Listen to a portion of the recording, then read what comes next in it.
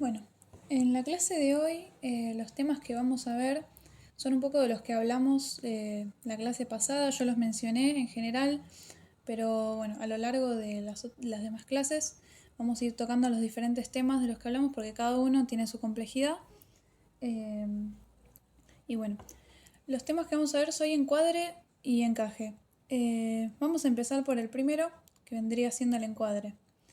Yo en la anterior clase en un momento te felicité porque te dije que habías encuadrado bien el dibujo. Es decir, vos analizando la totalidad de tu hoja, elegiste el espacio en el cual ibas a ubicar el objeto. Eso que hiciste se llama encuadre. Si pensamos que este rectángulo negro es el espacio de tu soporte a dibujar, sea tu cuaderno, sea una hoja, sea una pared, lo que sea, el espacio que puse en color vendría a ser el encuadre de tu dibujo. Sería lo que te va a indicar dónde va a estar contenida tu figura o tu dibujo, sea abstracto o no. Por ejemplo, acá. Por otro lado, el encaje funciona en conjunto con el encuadre, es decir, bueno, todas las herramientas del dibujo funcionan en conjunto. El encaje es la resolución geométrica básica que van a tener las figuras más complicadas. Me vas a escuchar repetir varias veces que el dibujo se resuelve de lo general a lo particular, porque es la manera en la que uno puede ir llegando a la forma compleja de manera sencilla, de manera ordenada, y sin agobiarse por la complejidad de la forma, la cantidad de detalles, etc. Es decir, todo lo que vemos probablemente se pueda resolver en una estructuración. Por ejemplo, acá yo utilicé una imagen de un modelo de unas frutas, unas peras, que si las simplificáramos podríamos ubicarlas en un triángulo, ¿no? Como una manera muy aproximada y muy simple de llegar a la totalidad de la imagen. A su vez, también puedo dividir esa imagen en más triángulos, ¿no? Digamos, ubicar esta imagen que por más de que no es la forma del triángulo, para aproximarme en la hoja me conviene empezar por acá. Por ejemplo, acá. Yo resolví con el lápiz en digital esa misma observación que yo hice. Es decir, estos triángulos yo los traspasé a mi hoja así. Por ahí con esto yo no me doy cuenta que van a ser unas peras, unas frutas, pero ya me va ordenando lo que yo después voy a construir. Después de ese estadio yo ya me metí en los detalles, en las líneas, en las direcciones. Son un poco de las cosas que hablábamos la clase pasada, ya acercándome a la forma. Pero ¿cómo me acerqué a esta forma? Utilizando este estilo de muletas, ayudas. Se llama estructura.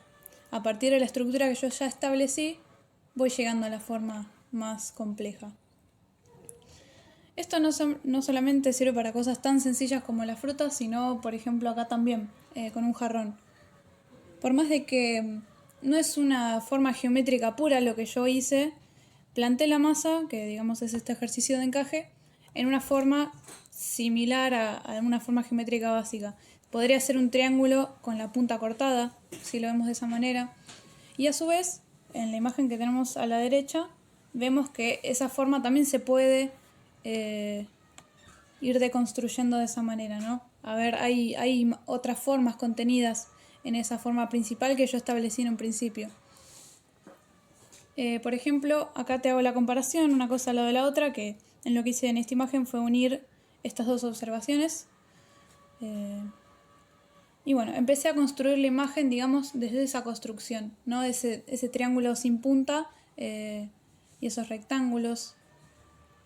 Yo lo voy construyendo, digamos, con estas formas simples. Por ejemplo, el jarrón después también lo hice con unas curvas, con unos círculos, con formas que por ahí no son ni triángulos ni círculos perfectos, no son formas geométricas puras, pero más o menos van por ahí, es decir, no te metes en una forma con un detalle y demás.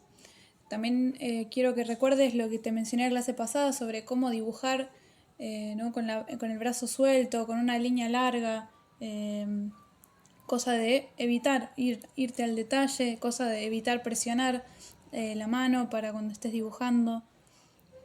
Después, bueno, acá en la siguiente imagen, a partir de toda esta construcción que hice, igual que con las peras, fui haciendo una línea más detallada.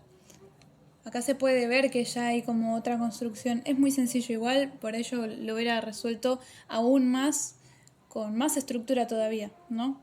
Esta imagen es muy compleja, no te recomendaría empezar por algo así, pero bueno. Ya luego de haber establecido cada estructura, cada plano, uno ya se puede ir metiendo con cosas más detalladas. Esta herramienta no solamente es para objetos simples como las frutas o un jarrón con flores, incluso también para la figura humana, o sea, literalmente para cada cosa que estés mirando probablemente haya una simplificación que te ayude a llevarla a un papel o a cualquier soporte plástico que quieras usar. Bueno, y acá te detallo, después te lo voy a enviar el PowerPoint. El dibujo se construye de lo general a particular y los detalles se hacen sencillos de resolver cuando la estructura principal ya está marcada, ya está pautada. Bueno, la actividad que tenía pensada darte para hoy son la resolución de 3 o 4 dibujos. En realidad, mientras más hagas es mejor, mínimo 3 o 4.